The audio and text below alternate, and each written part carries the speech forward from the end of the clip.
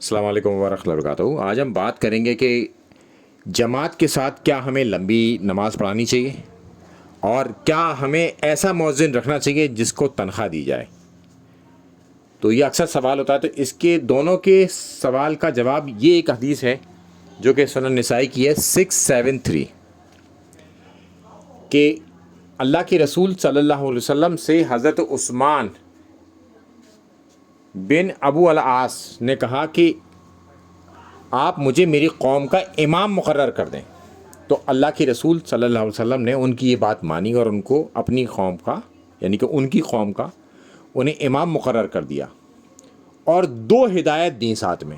اب یہاں سے ہمارے سوال کا جواب ہے کہ جب تم نماز پڑھاؤ یعنی کہ جماعت کے ساتھ جب تم نماز پڑھاؤ تو سب سے کمزور ترین آدمی کا لحاظ رکھنا، جو سب سے کمزور ترین تمہارے پیچھے نماز پڑھ رہا ہو اس کا لحاظ رکھا جائے گا، یعنی کہ بہت لمبی نہ کھینچیں، لمبے لمبے سجدے، لمبے لمبے رکوع اور لمبی کھینچ دی نماز، تو وہ کمزور آدمی کیسے نماز پڑھے گا؟ تو اس کمزور آدمی کا لحاظ رکھنا نماز پڑھتے میں ایک، اور ایسا مؤذن رکھنا جو تنخواہ پر اذان نہ دیتا ہو، یعنی کہ مؤذن کے لیے کوئی تنخواہ نہیں ہے۔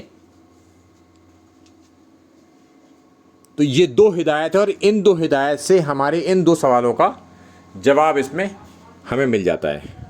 السلام علیکم ورحمۃ اللہ وبرکاتہ۔